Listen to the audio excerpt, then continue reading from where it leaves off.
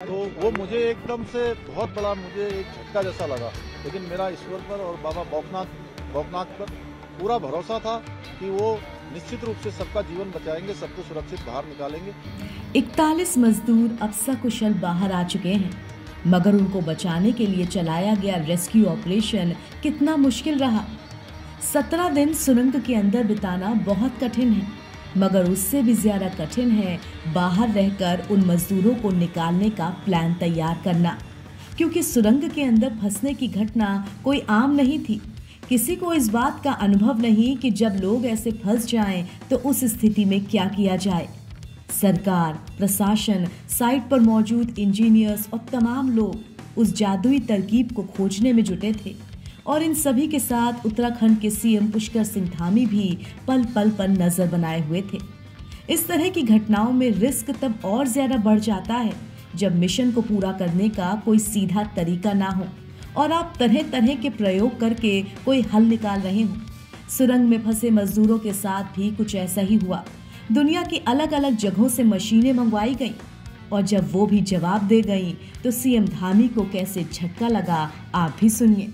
देखिए, ये 16 तारीख को जिस दिन ये अभियान तेजी से चल रहा था और लगभग 24 मीटर के आसपास पहुंच गया था, अचानक वाइब्रेशन तेज होने लगा और मशीन भी अंदर जाकर फंस गई। वो मोमेंट बहुत ही कठिन था, और चूंकि उस दिन मैं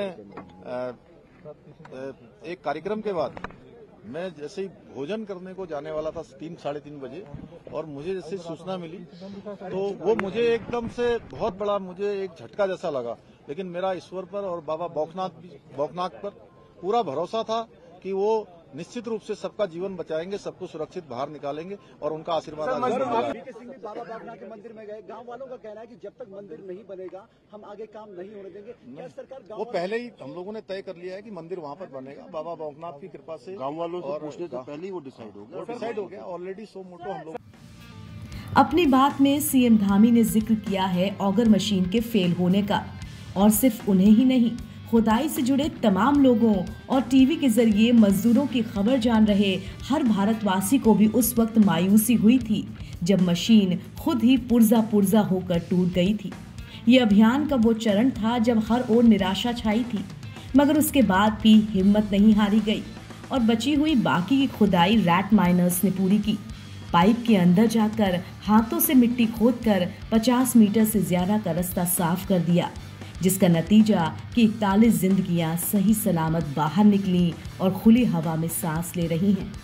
आपको बता दें कि ये मजदूर दिवाली वाले दिन यानी कि 12 नवंबर को सुरंग का एक हिस्सा ढह जाने से अंदर फंस गए थे, और तभी से सीएम पुष्कर सिंह धामी इस पूरी घटना पर नजर बनाए हुए थे। इन 17 दिनों में ऐसा कोई दिन नहीं गया जब वो साइट पर मौजूद ना रहे हों या मजदूरों से संपर्क ना किया हो, और इसी मेहनत का नतीजा है कि आज हर किसी के चेहरे पर मुस्कान है। एनडीटी ऑनलाइन की रिपोर्ट।